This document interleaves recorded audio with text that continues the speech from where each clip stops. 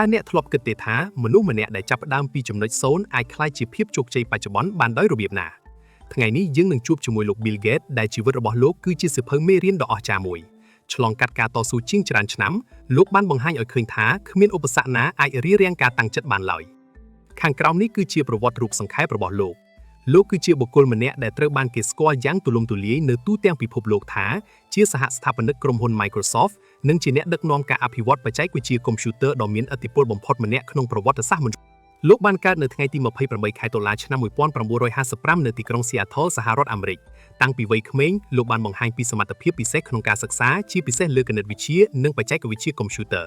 ការចាប់អារម្មណ៍របស់លោកចំពោះកម្មវិធីកុំព្យូទ័របានក្លាយជាមូលដ្ឋានគ្រឹះសម្រាប់ភាពជោគជ័យដ៏ធំធេងនៅពេលក្រោយនៅឆ្នាំ1975 Bill Gates និងមិត្តភ័ក្តិរបស់លោក Paul Allen បានរួមគ្នាបង្កើត Microsoft ដែលជាក្រុមហ៊ុនបច្ចេកវិទ្យាមួយបានផ្លាស់ប្ដូរពិភពលោកក្រោមការដឹកនាំរបស់លោក Microsoft បានអភិវឌ្ឍប្រព័ន្ធប្រតិបត្តិការ Windows ដែលធ្វើឲ្យកុំព្យូទ័រផ្ទាល់ខ្លួនក្លាយជាឧបករណ៍ដែលមនុស្សទូទៅអាចប្រើប្រាស់បានយ៉ាងងាយស្រួលផលិតផលរបស់ Microsoft មិនត្រឹមតែជួយដល់ការងារនិងការសិក្សាប៉ុណ្ណោះទេប៉ុន្តែថែមទាំងជំរុញការអភិវឌ្ឍវិស័យព័ត៌មានវិទ្យាទូទាំងពិភពលោកផងដែរជាមួយនឹងភាពជោគជ័យរបស់ Microsoft Bill Gates បានក្លាយជាមហាសេដ្ឋីម្នាក់ដែលមានទ្រព្យសម្បត្តិច្រើនបំផុតនៅលើពិភពលោក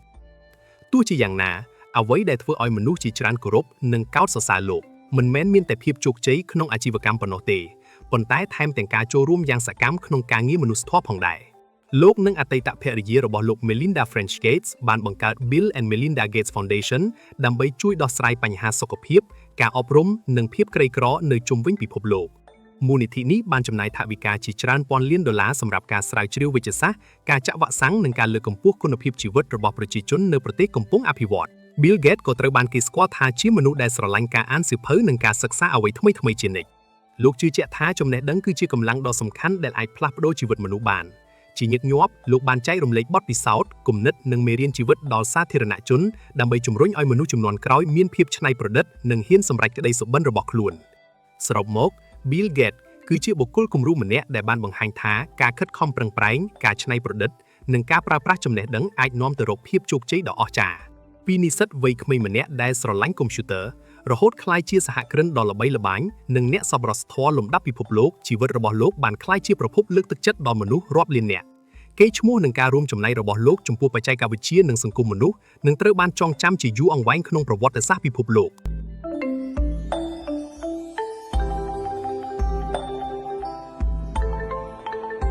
ជីវិតនិស្សិតរបស់ Bill Gates នៅសាកលវិទ្យាល័យ Harvard ទោះបីជា Bill Gates មិនបានរៀនចប់បរិញ្ញាបត្រនិងបានសម្រេចចិត្តបោះបង់ការសិក្សាពាក់កណ្ដាលទីក៏ដោយក៏ជីវិតជានិស្សិតរបស់លោកនៅសាកលវិទ្យាល័យ Harvard អំឡុងឆ្នាំ1973ដល់1975គឺជាពេលវេលាមួយដ៏រំភើបរីករាយនិងពោរពេញទៅដោយការចងចាំជាច្រើន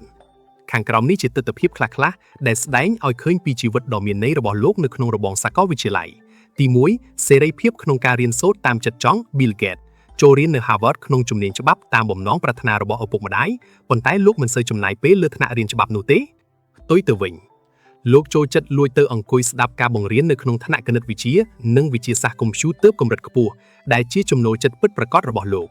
ទី2ការបង្កើតមិត្តភាពជាប្រវត្តិសាស្ត្រនៅស្នាក់នៅអន្តេវាសិកដ្ឋាន Dawkins Career House Bill Gates បានជួបនឹងរាប់អានមិត្តភក្តិម្នាក់ឈ្មោះ Steve Ballmer ដែលក្រោយមកបានក្លាយជាអគ្គនាយកក្រុមហ៊ុន Microsoftពួកគេទាំងពីរបានចំណាយពេលជាមួយគ្នាយ៉ាងសប្បាយរីករាយជជែកវែកញែកពីអនាគតបច្ចេកវិទ្យានិងចូលរួមក្នុងសកម្មភាពនិស្សិតនានា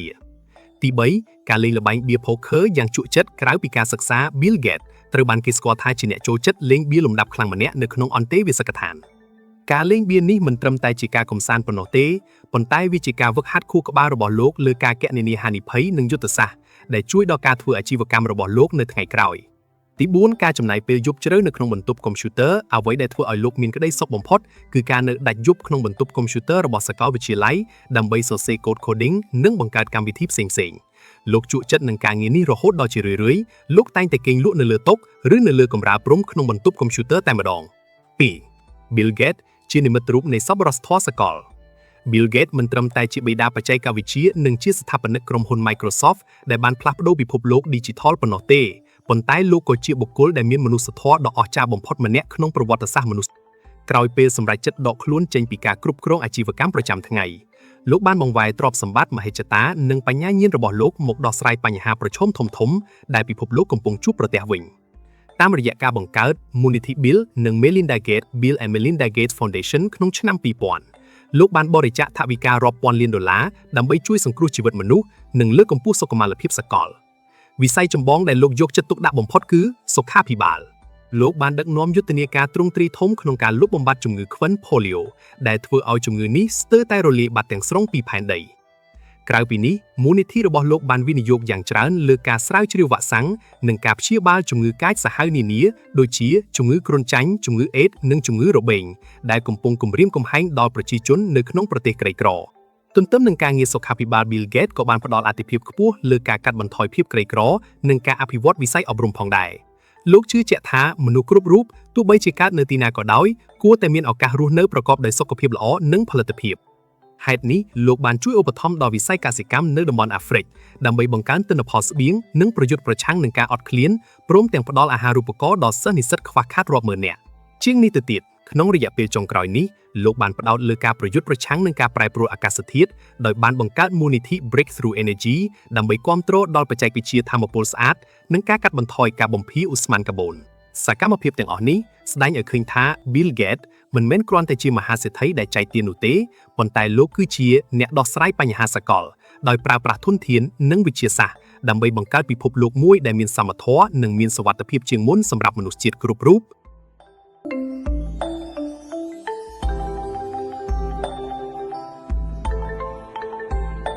ជីវិតនិស្សិតរបស់ Bill Gates នៅសាកលវិទ្យាល័យ Harvard ទោះបីជា Bill Gates មិនបានរៀនចប់បរិញ្ញាបត្រនិងបានសម្រេចចិត្តបោះបង់ការសិក្សាពាក់កណ្ដាលទីក៏ដោយក៏ជីវិតជានិស្សិតរបស់លោកនៅសាកលវិទ្យាល័យ Harvard អំឡុងឆ្នាំ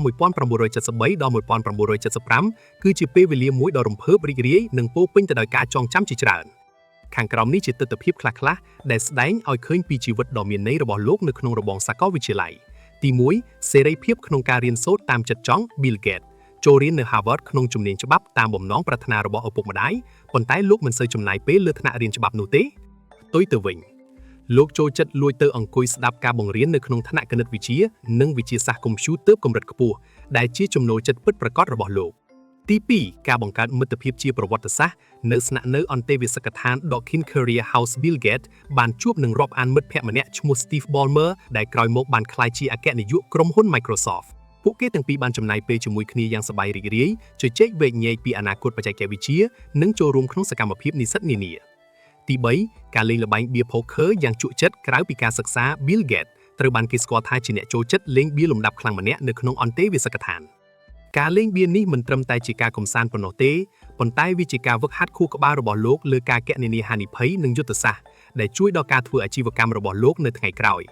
ទី4ការចំណាយពេលយប់ជ្រៅនៅក្នុងបន្ទប់កុំព្យូទ័រអ្វីដែលធ្វើឲ្យលោកមានក្តីសុខបំផុតគឺការនៅដាច់យប់ក្នុងបន្ទប់កុំព្យូទ័ររបស់សាកលវិទ្យាល័យដើម្បីសរសេរកូដ coding និងបង្កើតកម្មវិធីផ្សេងៗលោកជក់ចិត្តនឹងការងារនេះរហូតដល់ជារឿយៗលោកតែងតែគេងលក់នៅលើតុឬនៅលើកម្រាលព្រំក្នុងបន្ទប់កុំព្យូទ័រតែម្ដង 2. Bill Gates ជានិមិត្តរូបនៃសប្បុរសធម៌សកល Bill Gates មិនត្រឹមតែជាបិតាបច្ចេកវិទ្យានិងជាស្ថាបនិកក្រុមហ៊ុន Microsoft ដែលបានផ្លាស់ប្ដូរពិភពលោក Digital ប៉ុណ្ណោះទេប៉ុន្តែលោកក៏ជាបុគ្គលដែលមានមនុស្សធម៌ដ៏អស្ចារ្យបំផុតម្នាក់ក្នុងប្រវត្តិសាស្ត្រមនុស្សក្រោយពេលសម្រេចចិត្តដកខ្លួនចេញពីការគ្រប់គ្រងអាជីវកម្មប្រចាំថ្ងៃលោកបានបង្វែរទ្រព្យសម្បត្តិមហិច្ឆតានិងបញ្ញាញាណរបស់លោកមកដោះស្រាយបញ្ហាប្រឈមធំៗដែលពិភពលោកកំពុងជួបប្រទះវិញតាមរយៈការបង្កើត Munity Bill និង Melinda Gates Bill and Melinda Gates Foundation ក្នុងឆ្នាំ 2000 លោកបានបរិច្ចាគថវិការាប់ពាន់លានដុល្លារដើម្បីជួយសង្គ្រោះជីវិតមនុស្សនិងលើកកម្ពស់សុខុមាលភាពសកលវិស័យចម្បងដែលលោកយកចិត្តទុកដាក់បំផុតគឺសុខាភិបាលលោកបានដឹកនាំយុទ្ធនាការទ្រង់ទ្រីធំក្នុងការលុបបំបាត់ជំងឺខ្វិន Polio ដែលធ្វើឲ្យជំងឺនេះស្ទើរតែរលាយបាត់ទាំងស្រុងពីផែនដីក្រៅពីនេះមូលនិធិរបស់លោកបានវិនិយោគយ៉ាងច្រើនលើការស្រាវជ្រាវវ៉ាក់សាំងនិងការព្យាបាលជំងឺកាចសាហាវនានាដូចជាជំងឺគ្រុនចាញ់ជំងឺអេដស៍និងជំងឺរបេងដែលកំពុងគំរាមកំហែងដល់ប្រជាជននៅក្នុងប្រទេសក្រីក្រទន្ទឹមនឹងការងារសុខាភិបាល Bill Gates ក៏បានផ្ដល់អាទិភាពខ្ពស់លើការកាត់បន្ថយភាពក្រីក្រនិងការអភិវឌ្ឍវិស័យអប់រំផងដែរលោកជឿជាក់ថាមនុស្សគ្រប់រូបទោះបីជាកើតនៅទីណាក៏ដោយគួរតែមានឱកាសរស់នៅប្រកបដោយសុខភាពល្អនិងផលិតភាព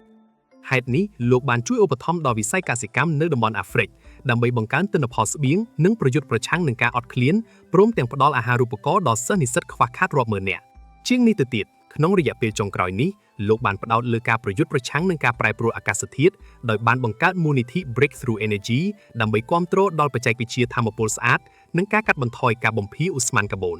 សកម្មភាពទាំងអស់នេះស្ដែងឲ្យឃើញថា Bill Gates មិនមែនគ្រាន់តែជាមហាសេដ្ឋីដែលចែកទាននោះទេប៉ុន្តែលោកគឺជាអ្នកដោះស្រាយបញ្ហាសកលដោយប្រើប្រាស់ធនធាននិងវិទ្យាសាស្ត្រដើម្បីបង្កើតពិភពលោកមួយដែលមានសមធម៌និងមានសុវត្ថិភាពជាងមុនសម្រាប់មនុស្សជាតិគ្រប់រូប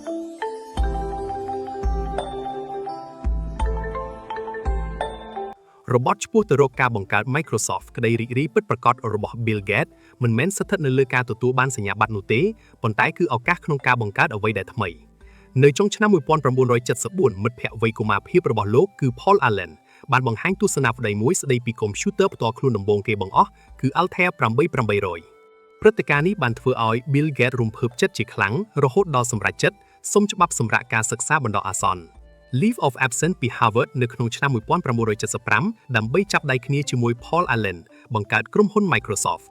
ទោះបីជាមិនបានត្រឡប់ទៅរៀនវិញប៉ុន្តែ Harvard បានផ្ដល់កិត្តិយសប្រគល់សញ្ញាបត្របណ្ឌិតកិត្តិយសជូនលោកនៅក្នុងឆ្នាំ2007ដែលជាការបំពេញបំណងប្រាថ្នារបស់ឪពុកម្ដាយលោកកាលពីអតីតកាល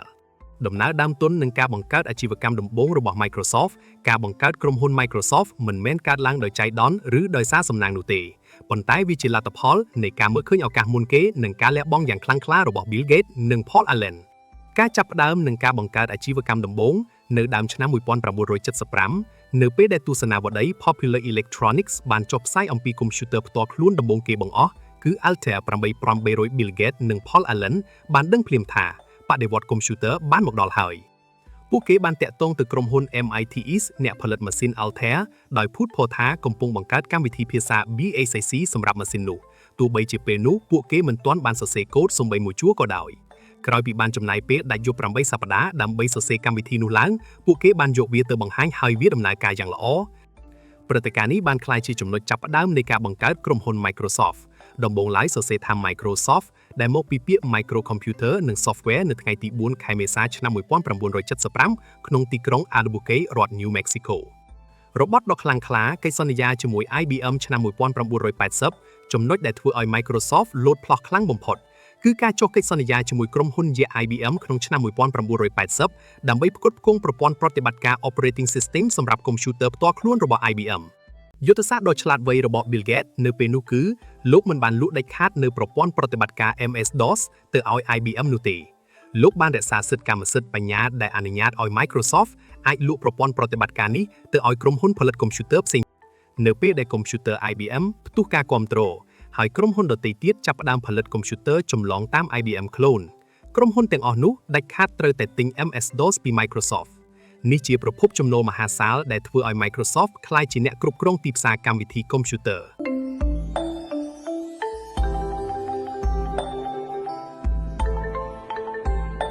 ជីវិតឯកជននិងរង្វង់គ្រួសាររបស់ទោះបីជា Bill Gates ត្រូវបានពិភពលោកស្គាល់ថាជាមហាសេដ្ឋីបច្ចេកវិទ្យានិងជាអ្នកធ្វើការងារសប្បុរសធម៌ដ៏មមាញឹកក៏ដោយក៏ជីវិតគ្រួសារនិងការចិញ្ចឹមកូនៗរបស់លោកមានចំណុចគួរឲ្យចាប់អារម្មណ៍និងជាមួយអាពាហ៍ពិពាហ៍នឹងការលែងលះជាមួយលោកស្រី Melinda Bill Gates បានរៀបអាពាហ៍ពិពាហ៍ជាមួយលោកស្រី Melinda French នៅថ្ងៃទី1ខែមករាឆ្នាំ1994នៅកោះ Lanai ក្នុងរដ្ឋ Hawaii ពួកគេទាំងពីរបានជួបគ្នាដំបូងនៅក្នុងឆ្នាំ1987នៅពេលដែលលោកស្រី Melinda បានចូលមកបម្រើការងារជាប្រធានគ្រប់គ្រងផលិតផលនៅក្រុមហ៊ុន Microsoft អ្នកទាំងពីរមិនត្រឹមតែជាប្តីប្រពន្ធនោះទេប៉ុន្តែជាដៃគូការងារដ៏អស្ចារ្យដោយបានរួមគ្នាបង្កើតមូលនិធិ Bill and Melinda Gates Foundation នៅក្នុងឆ្នាំ2000ដើម្បីធ្វើការងារសង្គ្រោះជីវិតមនុស្សជុំវិញពិភពលោកទោះជាយ៉ាងណាបន្ទាប់ពីបានរស់នៅជាមួយគ្នាចំនួន27ឆ្នាំពួកគេបានប្រកាសលែងលះគ្នានៅក្នុងខែឧសភាឆ្នាំ2021ទោះបីជាបានលែងលះគ្នាក៏ដោយក៏អ្នកទាំងពីរនៅតែបន្តធ្វើការងាររួមគ្នាក្នុងនាមជាសហប្រធាននៃមូលនិធិមនុស្សធម៌ដដែល 2. កូនទាំង3រូបរបស់ Bill Gates និងលោកស្រី Melinda មានកូនប្រុសស្រីចំនួន3នាក់ដែលបច្ចុប្បន្នពួកគេបានពេញវ័យនិងមានផ្លូវជីវិតរៀងៗខ្លួន Jennifer Catherine Gates កើតឆ្នាំ1996កូនស្រីច្បងនាងគឺជាអ្នកជិះសេះអាជីពម្នាក់និងបានបញ្ចប់ការសិក្សាផ្នែកជីវវិទ្យាមនុស្សពីសាកលវិទ្យាល័យ Stanford ព្រមទាំងបន្តសិក្សាផ្នែកវេជ្ជសាស្ត្រនាងបានរៀបការជាមួយកីឡាករជិះសេះជនជាតិអេស៊ីបម្នាក់និងបានធ្វើឲ្យ Bill Gates ក្លាយជាលោកតាម្នាក់ផងដែរ Rory John Gates កើតឆ្នាំ1999កូនប្រុសទោល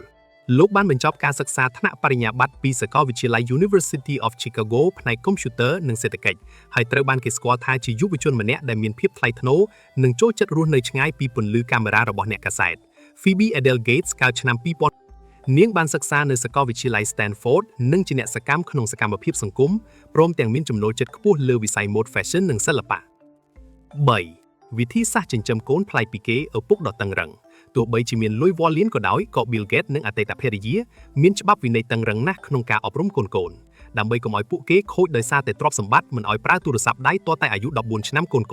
ទាំងអស់មិនត្រូវបានអនុញ្ញាតឲ្យមានទូរស័ព្ទដៃផ្ទាល់ខ្លួនឡើយរហូតដល់ពួកគេចូលរៀនថ្នាក់វិទ្យាល័យកម្រិតពេលវេលាមើលអេក្រង់នៅពេលញ៉ាំបាយជុំគ្នាដាច់ខាតមិនឲ្យយកទូរស័ព្ទមកតាមខ្លួនឡើយមរតកត្រឹមតែ$10 លានដោយដែលលោកធ្លាប់បានបញ្ជាក់លោកនឹងមិនចែកទ្រព្យសម្បត្តិរាប់ពាន់លានឲ្យកូនឡើយកូនម្នាក់នឹងទទួលបានមរតកប្រហែល$10 លានប៉ុណ្ណោះដែលជាចំនួនតិចតួចបំផុតបើធៀបនឹងទ្រព្យសម្បត្តិសរុបរបស់លោកចង់ឲ្យកូនរៀនបង្កើតអាជីពនិងរស់នៅដោយពឹងផ្អែកលើសមត្ថភាពខ្លួនឯង 4. ភូមិគ្រឹះគ្រួសារ Xanadu 200 គ្រួសាររបស់លោកបានរស់នៅក្នុងភូមិគ្រឹះដ៏ល្បីល្បាញមួយឈ្មោះថា Xanadu 200ដែលមានទំហំជាង 6000 ម៉ែត្រការ៉េស្ថិតនៅក្បែរបឹង Washington ផ្ទះនេះត្រូវបានគេស្គាល់ថាជាផ្ទះឆ្លាតវៃ Smart House ដំបូងគេនៅលើលោកដែលពោរពេញទៅដោយបច្ចេកវិទ្យាជឿនលឿនដូចជាប្រព័ន្ធ sensor សម្រួលពន្លឺសីតុណ្ហភាពនិងតន្ត្រីទៅតាមចំណូលចិត្តរបស់ភ្ញៀវម្នាក់ដោយស្វ័យប្រវត្តិព្រមទាំងមានបន្ទប់បណ្ណាល័យដ៏ធំធេងដែលផ្ទុកសៀវភៅកម្រជាច្រើនខ្លួនឯង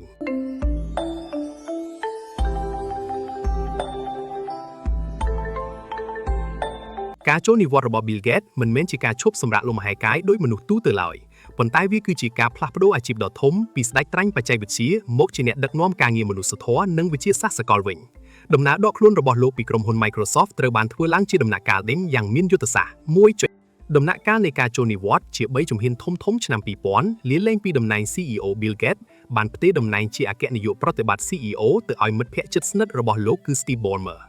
លោកបានងាកមកកាន់តំណែងជាប្រធានស្ថាបត្យករផ្នែកទុន Chief Software Architect វិញដើម្បីផ្ដោតលើការអភិវឌ្ឍបច្ចេកវិទ្យាសុទ្ធសាធឆ្នាំ2008ឈប់ធ្វើការងារប្រចាំថ្ងៃលោកបានប្រកាសលាលែងពីការងារគ្រប់គ្រងប្រចាំថ្ងៃនៅ Microsoft ទាំងស្រុងដើម្បីមកចំណាយពេលស្ទើរតែទាំងអស់ជាមួយមូលនិធិសប្បុរសធម៌ Bill and Melinda Gates Foundation ឆ្នាំ2020ចាក់ចេញពីក្រុមប្រឹក្សាភិបាលនេះគឺជាការចូលនិវត្តន៍ជាផ្លូវការទាំងស្រុងពី Microsoft ដោយលោកបានលាលែងពីកៅអីក្រុមប្រឹក្សាភិបាល Board of Directors រួមទាំងក្រុមប្រឹក្សាភិបាលនៃក្រុមហ៊ុនវិនិយោគ Berkshire Hathaway របស់មិត្តភក្តិលោក Warren Buffett ផងដែរដើម្បីយកពេលវេលា 100% ទៅដោះស្រាយបញ្ហាប្រឈមរបស់ពិភពលោក 2. សកម្មភាពនិងឆាកជីវិតក្រោយចូលនិវត្តន៍បន្ទាប់ពីបានដកខ្លួនចេញពីពិភពជំនួញ Bill Gates បានក្លាយជាបុគ្គលដ៏មានឥទ្ធិពលបំផុតម្នាក់ក្នុងការកំណត់ទិសដៅអនាគតមនុស្សជាតិតាមរយៈការងារសំខាន់ចំនួន3ខាងផ្នែកសុខាភិបាលសកល Global Health លោកបានប្រើប្រាស់ប្រាជ្ញាបែបអ្នកវិទ្យាសាស្ត្រនិងធនធានហិរញ្ញវត្ថុដើម្បីប្រយុទ្ធប្រឆាំងនឹងជំងឺដង្កាត់នានាលោកបានវិនិយោគលើការផលិតនិងចែកចាយវ៉ាក់សាំងការពារជំងឺខ្វិន Polio ជំងឺគ្រុនចាញ់និងជំងឺកាយសាហាវផ្សេងៗនៅតាមប្រទេសក្រីក្រនៅក្នុងកំឡុងពេលមានវិបត្តិជំងឺ COVID-19 លោកក៏ជាអ្នករិះរកថវិកានិងជំរុញការស្រាវជ្រាវវ៉ាក់សាំងយ៉ាងសកម្មផងដែរការប្រយុទ្ធប្រឆាំងនឹងការប្រែប្រួលអាកាសធាតុ Climate Change នេះជាចំណុចដៅធំបំផុតមួយរបស់លោកនាពេលបច្ចុប្បន្នលោកបានបង្កើតមូលនិធិ Breakthrough Energy ដើម្បីគាំទ្រនិងបណ្ដាក់ទុនលើក្រុមហ៊ុនបច្ចេកវិទ្យាណាដែលបង្កើតថាមពលស្អាត Clean Energy លោកថែមទាំងបានសរសេរសៀវភៅល្បីមួយក្បាលមានចំណងជើងថា How to Avoid a Climate Disaster របៀបជៀសវាងគ្រោះមហន្តរាយអាកាសធាតុដើម្បីដាស់តឿនពិភពលោកការអភិវឌ្ឍបច្ចេកវិទ្យាជំនាន់ថ្មីនិងបញ្ញាសិប្បនិម្មិត AI ទោះបីជាចូលនិវត្តន៍ក៏ដោយក៏លោកមិនដាច់ទំនាក់ទំនងពីវិស័យបច្ចេកវិទ្យាដែរបច្ចុប្បន្នលោកចំណាយពេលជួបពិភាក្សាជាមួយក្រុមការងារអភិវឌ្ឍប្រព័ន្ធ AI ដូចជា OpenAI និងសរសេរអត្ថបទវិភាគជាច្រើននៅលើប្លុកផ្ទាល់ខ្លួនរបស់លោកគឺ Gates Notes អំពីរបៀបដែល AI អាចជួយកាត់បន្ថយគម្លាតអសមធម៌ក្នុងសង្គមលើវិស័យអប់រំនិងសុខាភិបាល 3. ទស្សនៈផ្ទាល់ខ្លួនអំពីការចូលនិវត្តន៍ Bill Gates មិនដែលចាត់ទុកការចូលនិវត្តន៍ជាការឈប់ធ្វើការងារនោះឡើយ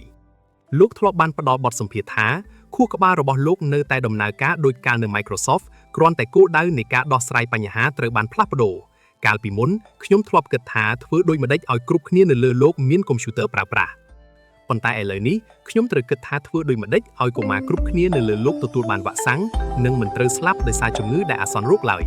វាជាការងារដែលពិបាកជាងមុនប៉ុន្តែវាផ្ដល់តម្លៃផ្លូវចិត្តខ្លាំងណាស់សរុបមកដំណើរជីវិតរបស់លោក Bill Gates បានបន្សល់ទុកនូវមេរៀនដ៏មានតម្លៃមួយសម្រាប់យើងរាល់គ្នា ភាពជោគជ័យដ៏អស្ចារ្យចាប់ផ្ដើមចេញពីចក្ខុវិស័យនិងការសិក្សាមិនចេះចប់ប៉ុន្តែវានឹងកាន់តែមានន័យបំផុតនៅពេលដែលយើងយកជោគជ័យនោះទៅបម្រើនិងជួយដល់មនុស្សជាតិវិញលោកមិនត្រឹមតែជាអ្នកបដិវត្តបច្ចេកវិទ្យាប៉ុណ្ណោះទេប៉ុន្តែលោកគឺជាជើងឯកខាងផ្នែកមនុស្សធម៌ដ៏ពិតប្រាកដ